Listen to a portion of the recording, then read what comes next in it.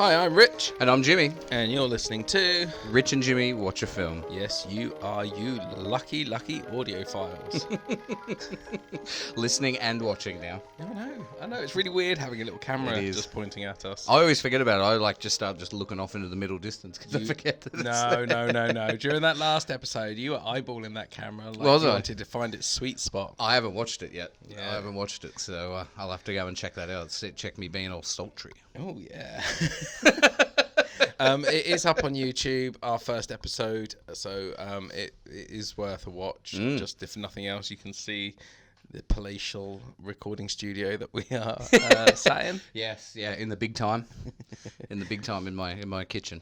How you been, Jimmy? Yeah, I'm all right, man. Not too bad.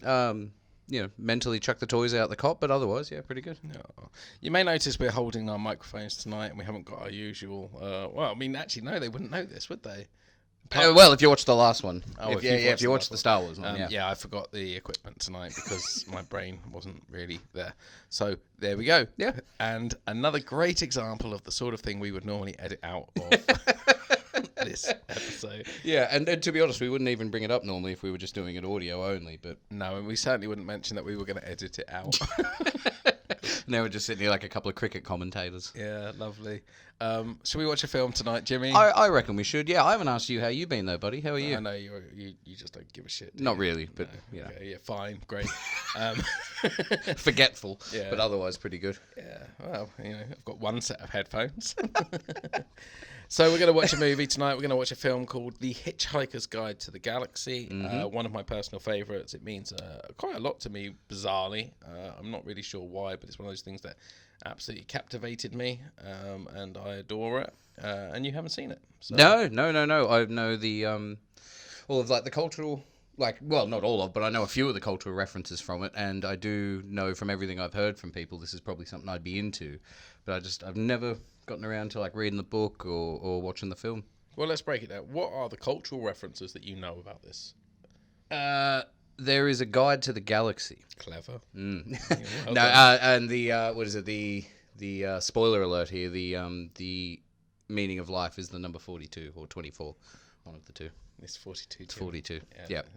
I couldn't. I said it, and then I was like, "No, that's wrong. You've got it round the wrong way." Okay. Oh dear, this is going to be a long night. And you brought round a DVD of a TV show as well. Had no idea and there was a toys. And some toys. Yeah, Look at my toys. They are very cool. Yeah. Who are your friends? Introduce them. So this is Marvin the Paranoid Android. Is that really his name? Yeah. That's fucking excellent. Vogon Jeff. And that man from The Office. Morgan Freeman. No, that is Arthur Dent. Okay, I am a big fan of it. I'm just being silly. So yeah, I've got toys of it. I've got the books. I've got the radio show. It was originally the radio show first. Right. Okay. Yeah. And then from that, I think they made the books, and then from the books they made the TV series, and then from the TV series they made the film. How was the TV series? How old? Yeah, when's it from? What? Back in the 80s. Okay, cool, yeah, cool. It's fairly substantially old now. And when did you get into all this, man? Because you said that this is this is nostalgia and a big part of your life. So when was it that you got into this? About 2008. So 1986. That's what I thought you said, Rich. Yeah, lifelong obsession. No, I don't know, to be honest. I haven't got a clue. It's one of those things that when you hear it for the first time, for me anyway, I listened to it first of all when it was a radio show. Okay. Not when it came out on the radio, but yeah. I got the cassettes, I think, and I used to listen to it. And it was just so captivating because it's so silly and it's just absolute nonsense. It really is. Like, the whole story is just full of bizarre and wonderful things that don't ever get really that explained. For example, one of the main things that you never do is forget your towel when you're hitchhiking. When you're hitchhiking. Yeah. No, I do. Yep, I do remember that. But why? Who knows? Like, there's a few moments in the film where you're like, oh, that's why. And in the story, oh, that's why. But it's just a lovely little nonsense thing. It just takes you away from reality for a bit. And I just adore it. I really do adore it. Because the Sunday just gone, I was watching Scream, which is one of my favorite lazy Sunday films. And then I sent you a text, and I was like, "What do you think yours would been like?" pretty much straight away you shot back with this. Well, you say straight away. I think I didn't. I was just saying that just for the sake of a good yarn. It was about 9 hours. You said It was about 9 hours. without thinking, and then I went, "Oh shit!" 48 hours later, here's my response. Yeah, Tuesday evening I got the response. Yeah. A whole spreadsheet later of me working out the times and but no, it would have, even if I had have bothered answering straight away, it would have been the same answer. It's a great Sunday afternoon film. It's complicated, but you don't have to think about it. It's colourful. It's just a lovely little movie. Hell of a cast too. I word. did look up the film just for the budget and things earlier in the week when we said we were going to do this. I had a little squizzle at all that stuff and Squizzle. the little squizzle and the cast in it's absolutely banging. So, do you want to go through them from memory, and I'll pick up the ones you forget? Yeah, for sure. Stephen Fry's in there. Of course, you got Morgan Freeman, Martin Freeman. Oh, I get that joke now. Yeah, because they've got the same second name. That's it. Pretty good. Very, very good. Same Justin. first initial. Sorry, very, very good, Justin. Well done. Thank you. Yeah, Justin Long. Oh, I suppose you do have to explain it because not a lot of people know that your second name's Long. Yeah, but there we go. Now we know. Should we be back? Now we all know. Everyone can dox me online now, so thanks for that. Yeah, you're welcome, Jimmy Long. Identity theft. There's my. I'll get my credit card as well, so you can see that. No edits. So it's Martin Freeman, Stephen Fry, Mos Def's in it. Yep. You said earlier, I didn't know this, but Sam Rockwell. Bill Nye, because of course he is. It's a British film. Bill Nye's in it. Mm-hmm. And Alan Rickman. Alan Rickman. What a fucking treasure that man is. Zoe Deschanel. Oh, nice. Didn't know that one. She plays Trinity. Very nice. I think that's everyone I know off the top of my head. I think there's more but I can't think of them. I think it's one of those films where they pop up and you go, it's you know. A cameo, I believe they call that. Do they? In the biz, in the show business. I'm very excited for you to see this, though, and I like the fact that you've got no idea what the story is either, because, to be honest, I'm not sure I do. Oh, John Malkovich. John Malkovich. Yes, you said that. Yep, you said that earlier. John Malkovich, who's friend of the show, from Con Air. Great, Jonathan Malkovich. I'm enjoying this friend of the show thing. It's a good bit. It's a good bit. Hey, it's a very good bit. If we've covered an episode on them or something they've been in previously, or even just spoken about them, they're a friend of the show. Yeah, quite right too. The king. Are you saying he's the king? He's very good. Or are you talking about Charlie Boy? You've lost me. It doesn't matter. There's another shining example of where we would normally edit. So I'm excited as well to see this, because this is definitely like a gap in my knowledge in terms of like movies and stuff. Because I love my little movies, my little pictures, but this one just after all these years going by, I never have got around to it. So it'll be nice to finally tick it off the list. Yeah, well, I'm very pleased to have facilitated such a... It'd be like the Goonies. It's a bit of it's like the Goonies. Never seen that as well. Another big gap in the knowledge, so it'd be nice to come back with this as well. I think I prefer this to the Goonies. That's a big call. Knowing you, mate, that's a big call. Yeah, I'm just thinking about it, and I think, like, given the choice of what to watch, I most probably would choose this over Goonies. Did I tell you about when I tried buying a Goonies poster online, like an original movie print? No, you did not. That sounds great. Yeah, yep. Until you see the price tag. Oh, really? How much? Like £1,500. And then I saw a French one, and I was like, well, that'll be less. Nope, more. It was nearly $2,000. Well, those French people, they do charge a lot for their posters these days. Well, it's just Brexit, isn't it? You got to pay more to get it into the country. Says the Australian.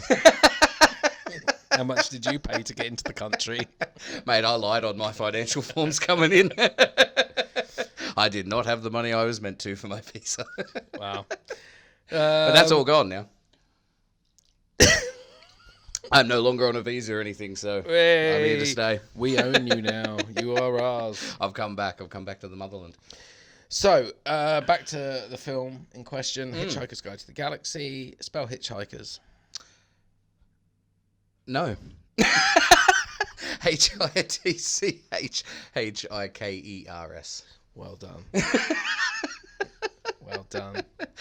Don't say that we don't give you the best content out there. Well, you can if you want, because it's apt. Yeah. Have you seen anything good lately, mate, outside of this film? Outside of the film, Yeah, outside of what we've been watching lately. Have you seen anything good lately you could recommend? Well, I've seen some trash, but Yeah. it was just at the, when you're so tired. I went and watched that new John Cena one where he's special forces safety guy. This is not going anywhere. Is it Argyle? No, it's No, stupid. is he in that It's one? Freelance. It's called Freelance. Freelance, haven't even heard of it. Freelance on Disney. Watch it. There we go. John Dub. Was it shite, though? Yes, but it was very enjoyable. Good. Very enjoyable. Yeah, John good Cena, kind of friend trash. of the show.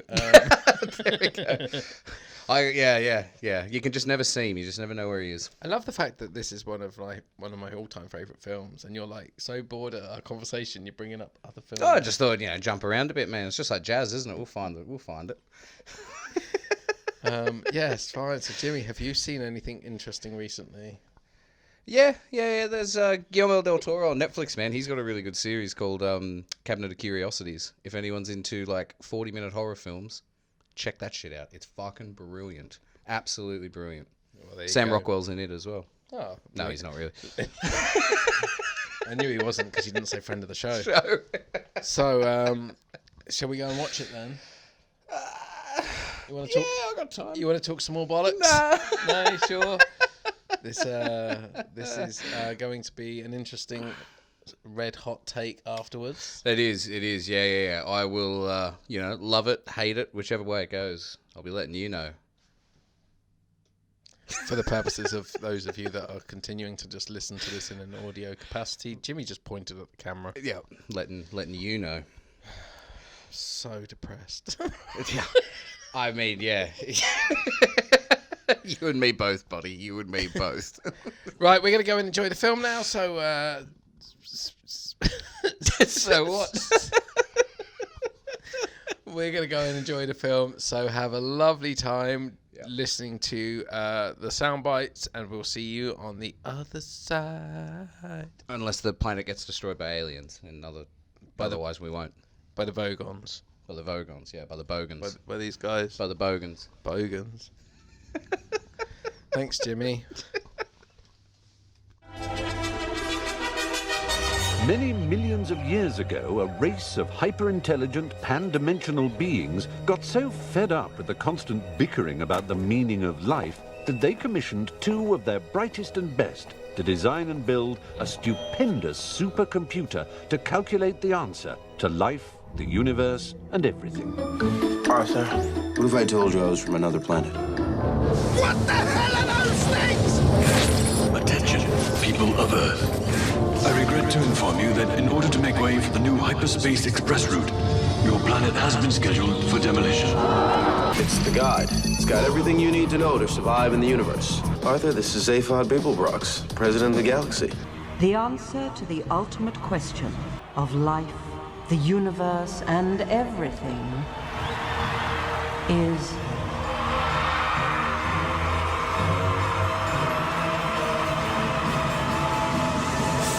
42. 42? Yeah.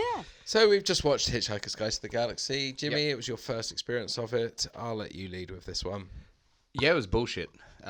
Thanks for listening. I hated it. No, not at all, man. It was good. It was really good. So a few things in there that like caught me off when we were watching it was like the thing of the whole thing of 42. I thought that was the like just some big joke at the end of the film but like watching it was in the first like 30 minutes. Like it's still setting everything up in the movie, but I thought it was like just big payoff that they've been looking for the answer. And then it's just like, that's the joke, is that it's 42 at the end of the film. So that caught me off.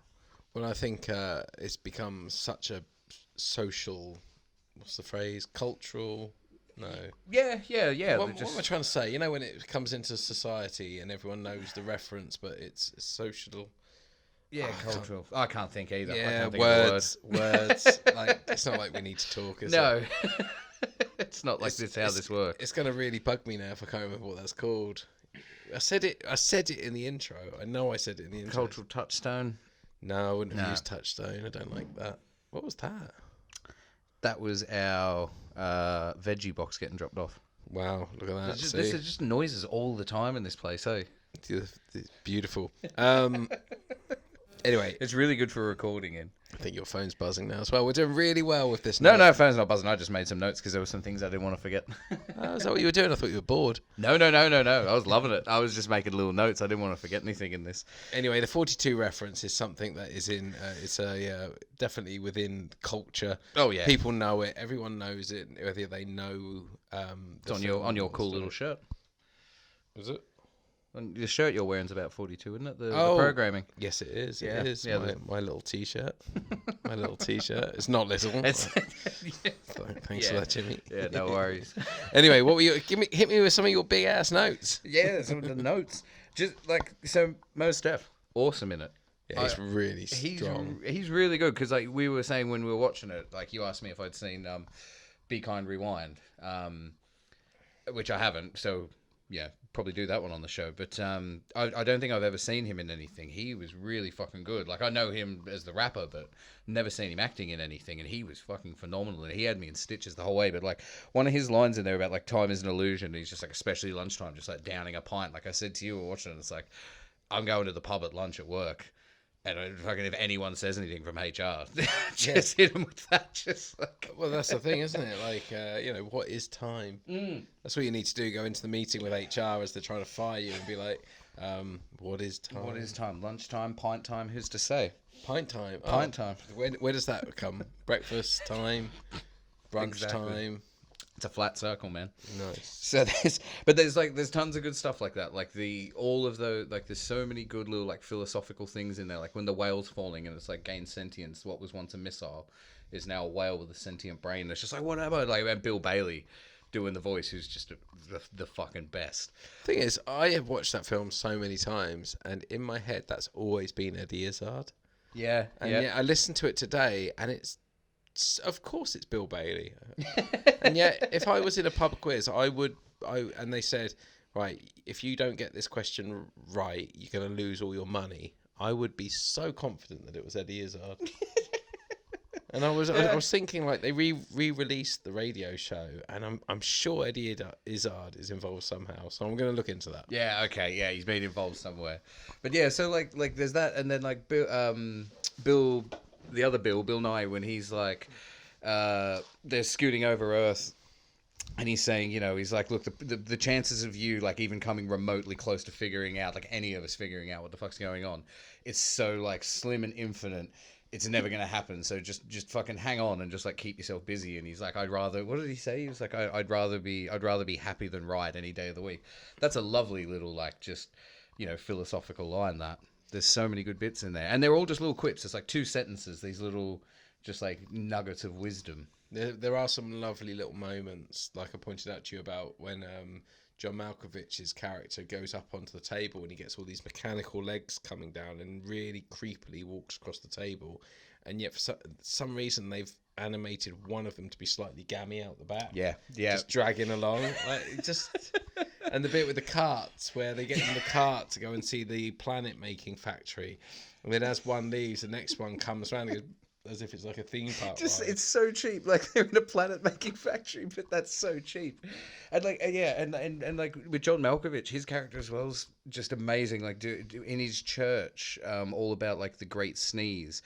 Like those like the deconstructions in it of like like rampant bureaucracy with the what's the aliens called again? Sorry, which one? The bad ones, the ones that everyone hates, who are gonna the Vogons. Yeah, the Vogons. Like they're just what happens to a species if like corporations, bureaucracy, and capitalism goes unchecked. They are the Conservative Party. Yeah, the Tories. Like there's that, so there's like that, and then you've got the John Malkovich who runs this church about like a bunch of people who believe things came out in a sneeze, and like everyone's sitting there just like, what the fuck are these maniacs doing? But like if someone was to come to us and sit in say like a Catholic ceremony, at a Catholic mass, you'd be like all those little deconstructions they have in there of norms, and then obviously there's the normality they're like, oh, we've returned to normality. This constant thing of like we're returning to normality all the time, and everyone's just like, well, what the fuck is normality? Like we've just become, we just were a flower for a minute, or made out of knit and wool.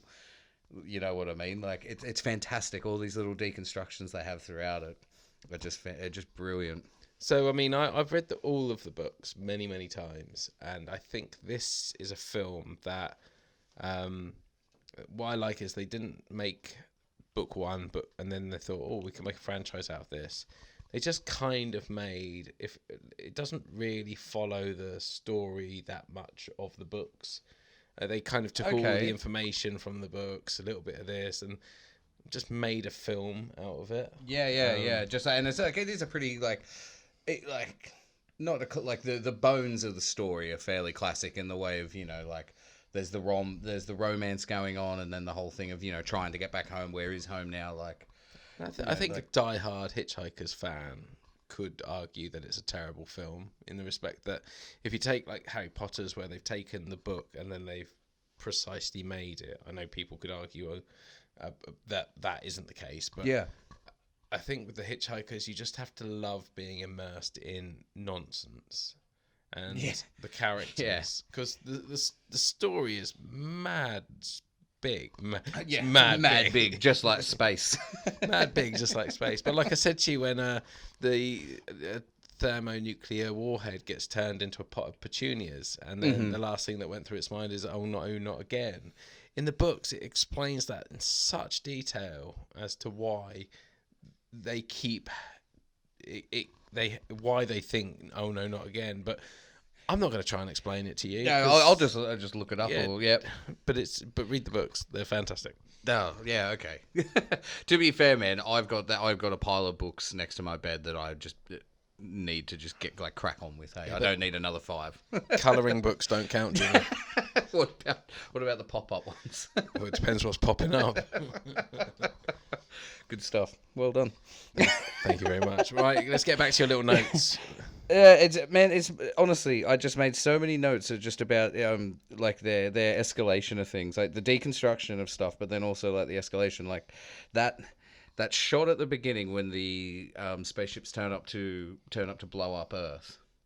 Like to demolish it, and there's that pullback to show how big they are, and it does it like 20 times, just showing a little bit more every time. That is one of the dumbest fucking things I've ever seen, but my god, did it make me laugh. And then it holds, showing you the whole fleet once it finally gets out after like 20 pullback shots. It holds for like 3 to 4 seconds, and you're thinking it's going to do one more pullback, and then no, Earth just gets absolutely vaporized. But like that constant like escalation of just how stupid all that bureaucracy stuff is, and just how pointless it all is. And eventually it gets like not only about, you know, bureaucracy being stupid, pointless, just the quest of finding any meaning to your existence in this mad big thing, as you would put it, like space. Mad big. It is pointless. Like they get to that point, but it starts with a man, you know, not wanting to bypass through his home. Then it's like, well, now it's a fucking bypass coming through Earth. Like the perspective shifts are just amazing, and then they get the perspective fucking rifle. Like it's so good. It's so fucking good. But just before all that about the Vogon ships and the dramatic pulling back until they were, just before that, just as they announce they're going to blow up the Earth, there's a scene of like people panicking in the streets screaming. Then a scene in Brazil where everyone's screaming. Then a scene somewhere else where screaming. And then it cuts to a field where all the sheep are going meh. Yeah. And it's just so stupid. It's so cleverly funny, though. It really is. It really is. And like with everyone panicking as well, I really liked that there was like, you know, two sorts of trains of thoughts there, where like everyone was panicking and losing their fucking minds, and then a lot of other people they just wanted to lie on the floor and put a bag on their head because they actually realized that they couldn't deal with it and what it could be. And, you know, not to get too political, but I would also say that's very much, you know, sort of like a lot of people's reaction to like climate change and things like that as well. It's very fucking good with a lot of that stuff, and it's old too. It's even like exactly. Made, and that was another point I was going to make. Whether I don't know whether Sam Rockwell's character was in the older, like the original books and the radio. Oh yeah. So the character-wise in the originals is very similar. Like Ford Prefect saves Arthur Dent from the world blowing up. That first bit with the Earth blowing up, that's how the first one starts. Yep. And they get, and then they get onto the ship with Trillian and Zaphod, but then the adventures change. Like, at the end they mention going off to the galaxy, the restaurant at the end of the galaxy. Yeah. That's all interwoven into the. So that would go on to the next adventure in the series. And... Well, I think they threw that one in there in case they went, no, this was really good, let's make a sequel. Film. Yeah. Done. But the problem with the books is the time, it's not linear. So they go there, then they go back in time to here, and they're forward and back, and it's just madness. Nice. Well, I was going to say that's another thing with Sam Rockwell's character thing. That's really interesting. They absolutely nailed the idea of a populist dickhead getting elected to the highest form of office that you could have. They fucking called that shot, and absolutely nailed it. It was really good, man. Like I say, the philosophical stuff in it is right up my alley. That thing of the meaninglessness of trying to find meaning is really like that. I love that sort of stuff. It's fascinating, but it's also very happy. It's a very happy little film. It's such a happy film. Like, it's not bleak. I could imagine if you were in a really down mood and you watched it, it could conjure some bad thoughts in your head from some of the questions it asks. But it also gives very cheery like counterpoints to it in the way that like Bill Nye's thing sums it up perfectly. I'd rather be happy than right. Like, why waste your time bashing the head up against the wall to like find the answers to things that you can never be, that you'll never be able to properly answer and that you'll never be happy with. So like strap in and just keep yourself busy. Maybe that is not what everyone wants, but do you now see why I called it a good Sunday afternoon movie? Yeah, for sure. And because you definitely don't need to be paying like 100% attention to it either. Like you could definitely just have that on in the background as well, and just either be pottering about or sort of half on the phone, having a nap. And do you think you'd recommend it to people? I don't know if they. To be fair, most people have probably seen it. I'm probably one of the last people getting around who haven't seen it. Sorry. I don't know though whether I would. I don't know whether I would. Like if they were sci-fi fans and that, yeah. But it's also an odd one. I think like I got a lot out of it, but I could also see that people might just kind of gloss over it. It's not as deep as like what it comes off as. You know what I mean? It's just a bunch of silliness and being like, well, that was a bit daft. What did you think of Zooey Deschanel's acting? Jimmy. I was wondering when we were going to come round to that. That's my only big gripe of the whole thing. Is Zooey Deschanel's acting in it? She's not great. No, I like her. Like I really do. But I don't know. There was just something about it in there where she was just completely just like emotionless. I find that a lot with her, though. I find that she seems to rely on her cutesy little eyes, her cutesy little voice. Yep. Like, if you look at her in Elf. Yeah. Where her character is very much, like, exactly the same as Trillian. Yeah, and most characters that she plays in anything is that there is that pixie thing for sure. But I just really noticed it in that, and I don't know whether that's because you've got fucking Sam Rockwell with two heads leaving everything out there that you sort of and Martin Freeman is just a really good solid actor. So I don't know whether it is that you've got that sort of going on. You're like, wow, like fucking Sam Rockwell's absolutely lost the plot in this, and then you've got someone who's like being shot at by 10,000 lasers, just going, I have a plan. Like ducking for cover. So we mentioned a lot of the people that are in it right at the very start. We were going back and forth and trying to remember everyone, but we left out Warwick Davis. Yeah, we did. Yeah, that man to me is an absolute legend. Harks back. He was a little bear, wasn't he, in Star Wars? Yeah, absolutely he was. Yeah, and he's the he's the leprechaun in the Leprechaun series. Jennifer Aniston. Yeah. Is he really? Yeah. He's in all of them. He's the leprechaun. He was in Willow. He was. Yep. He's in the Harry Potter ones as well, isn't he? He's the goblins. Yeah, he was a teacher in Harry Potter as well, wasn't he? Oh shit, you're right. Yeah, he's the herbology teacher. No, No, he's not. No, he's not. He's Professor the one. Flit? Yeah, that's it. Swish and Flick. He's that one. Limgodia? Leviosa. It's pronounced Leviosa. That one. But I think it would have been remiss, even though he is just walking around in a costume.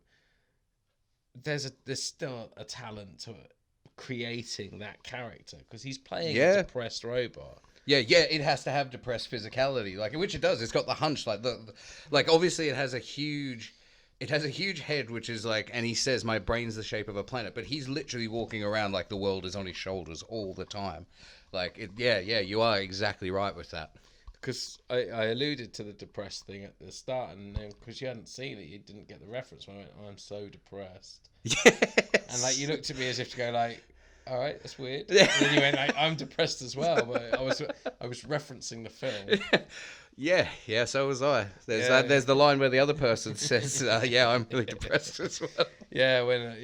But no, Warwick and Helen Mirren as well. Yeah, is the voice of, was it Deep Thought? Deep Thought. Yep. You wanted to say Deep Throat, didn't you? I didn't. You wanted to say Deep Throat, Jimmy. Yeah, well, All the President's Men. It's another great film. What's it, what? Deep Throat. That was the code name for the guy who was the whistleblower for Watergate. Oh. Yeah, that was the code name. Well, there you go. There's a bit of historical fact for you. Learn something new every day. Every day's a school day, as they say.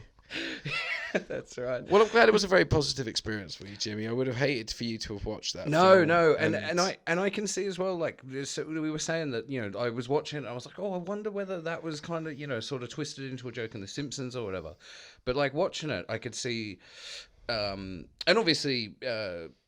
It coming from the original stuff, I'm going to take it from you. It's fairly close to the sensibilities of the original television and the books and everything. It's a loving tribute. I think would be. It's certainly not a good. It's not where they've taken the story from the books and gone. No, but the themes and the sensibilities and everything. I think it's lovingly done. Yeah, because I was watching it and I was thinking, thinking to myself, well done, Jimmy. Thinking to myself, is this something from The Simpsons? Maybe was this a reference to it? And then I was watching the movie and thinking, well, that's like a lot of it was very Monty Python-esque in terms of like some of the ideas and these these deconstructions of like our sense of like social norms and stuff. I was like, that's very Monty Python-esque. And then so much of it as well is like Rick and Morty. Like I don't know whether you watch it, but no, I was a big fan of it. But like so many ideas of Rick and Morty are definitely owed to that, without a fucking doubt. Well, I mean, it goes without saying that it's been around for a very long time. Yeah. A lot of people will have ripped it off in some respect, even if it's just for, like, because they've read it, enjoyed it, sat in their brain for a bit, and then they've gone to write something and thought, this would be a good idea. Oh, totally. And like an homage, man, is everything. Like, anything paying homage to, something that you enjoyed from your childhood or whatever, like is fucking great. I love that. I love little winks and nods to things, and because it's like when they rebuild Earth, and I said to you, I was like, well, hang on, everyone's still like dead. Like that doesn't, like they built a new Earth, but everyone's still dead, which wasn't the case. They rerun the lifespan again. But I think I thought that because of Rick and Morty, because they have similar things in Rick and Morty where like they fuck up, like Rick and Morty do something that fucks up Earth irreversibly. So they bail and find another alternate reality where they've been killed, and they find that time and like intersperse themselves there, get rid of their dead bodies and take over themselves in that timeline to then continue on their lives because they've fucked up their other one. Amazing. And like I can 100% see things like that in like in Hitchhikers. I'm still trying to remember what the phrase is when something's in society. Part of the zeitgeist. No, that's too clever. It's just a phrase you say, like we said it about Star Wars. It's just pop culture, yeah, popular culture. The I really loved as well. I give up. I really loved as well. Tell me, Jimmy, what did you really love as well? The joke about the book and how much it fucking costs, man. When they say like why it's the most popular one, and it's this infinite collection of infinite possibilities of the entire fucking universe, and everyone like the main reason why everyone really likes it is because it's a bit cheaper than the fucking other titles. But again, I mean, if something's cheaper, This is it. me likey. This is it, right? It's exactly right, but it's such a stupid fucking thing. Like, you would expect, aliens and, beings from other dimensions to have, like, higher senses and stuff, and it's just like, nah, everyone loves to save a fucking buck. It's very good. It's really good. Well, I'm really keen for you to go down the back catalogue of this now and have a look at the TV series and listen to it on the radio. Yeah, man. Yeah, have you still got your cassette tapes, man? Can I rewind them with a pencil and shit? I have still got the cassette tapes, actually. Do you? I do have Sick. I have the box set. Oh, good. Yeah. No, I mean, that joke worked well, didn't it, Jimmy? Yeah, it was good. Yeah, because I do actually have the cassette. Still got it. I've got it on vinyl as well. Well, I do have. I could actually play that. I do have a record player. I noticed that. That's why I mentioned it. Yeah. And you brought the DVD with the telly show, so I might be The telly show. Right, yeah. Oh, put the telly show on. Go on, play me stories. Honestly, when you see Zaphod's second head in that, it's a thing of nightmare. It's just, it looks like, do you know those resuscitation Annies? It looks like one of those has just had its head cut off, stuck on it, an eye patch put across it because it looks like a bit like a pirate. Yep. And then every now and again, its mouth moves very similar to Yoda's. So they probably put like some wires or something in there with a rotor, to make it go. Absolutely terrifying. So I mean, that was one thing that we both said when we were watching the film version here, was just how good the practicals in it looked. Yeah. With that, like, that was fantastic to see. And I made like a little quip when the spaceship crashed. And it all just happened off screen. There was like a little crab puppet sort of moving around, and you heard it all happen, chucked a bit of debris, and a little flame bit landed, and then it panned around. And I made the quip to you of just like, oh, I saved a few quid there. But as I said, I would much rather that. Because it still looked good, everything that happened, and there wasn't some shitty CGI ship coming down, crash landing that would have looked just rubbish. That's just a really beautiful model that had been crashed into it. Yeah, exactly. And that's, and everything else is implied. That's fine. They most probably didn't save any money. They must have spent it all on all of those masks. If you looked at one of the Vogon masks, for example, all the individual hairs have been pushed in, and like they were just grotesque. And those like alcoholic, like, thin red veins under the skin and that, like they looked great. Yeah, they're cool. That was very cool, man. Well, there you go then. Hitchhiker's Guide to the Galaxy. Yeah, no, it's a winner, mate. Yeah, I don't know like whether I'd rush it, whether I'm going to rush to watch it again, but I know I'll enjoy it when I do. Well, you may not. You may never see it ever again. Well, yeah, and I mean, you could be dead tomorrow. And that's it, and it doesn't matter. No, as the film has taught me, it does not matter. As long as you're happy now. Mm-hmm. He can't even talk. He's throwing so much beer in his tummy. Get it in you, Jimmy. Get it in you. So, well, there you go. Then that concludes our. I'm so happy.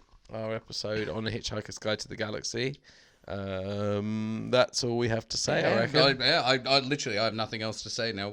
I think we've covered it all. The only thing left to say is remember to go and like us on all your socials. Follow us on there at Rich and Jimmy, Twitter, Facebook, Instagram. If you want to YouTube now as well at Rich and Jimmy for sure. We'll get that fucking going. Make sure you subscribe on there. That's a massive help for us. And then if you want to leave us any reviews or anything on wherever you're listening on the podcast, again, like that, like all those things are just like massive helps to us. We've not actually had a review for ages. We haven't. No, we'd love some more, please. Like, we need them. It feeds us now. We're part of this horrible machine, and we need this to keep going. I really want to find out who Stew 2 is and why they were having a bad time with the Doll's House. It was one of our reviews, and it made me laugh so much. It was really nice though, having someone say like, I'm having this absolute fucking mare with this Doll's House trying to put it up, and then I played this, and it just made everything okay again. It's like, well, yeah, made a positive difference to someo's day. And he said that we had beautiful voices. Did too, and potentially beautiful faces. So Stu, we're on YouTube now. You can go and see how wrong you were, mate. Yeah, I was gonna say, look at this grotesque couple of Vogons sat here. Hello. So and all the socials, all that good stuff. Like, share, tell your mums. Just get it out there. Tell your mums what? Just how good we are. What? At podcasting. That was so creepy. Because anyone that's just listening to this, Jimmy, won't see how creepy that wink was. But if you're watching it on YouTube, you will. horrific. So Absolutely horrific. So thank you so much for listening to this drivel. As always. Our next film, I think, will be something else. Yeah. So we've done 2 sci-fi in a row, so we might shake it up now. Yeah, or Maybe shake it off. Just shake it off. A little bit of Taylor Swift. What's a good quote? What's a good quote to finish on for this there's one, man? so many. How many roads must a man walk down? 42. Take his brain.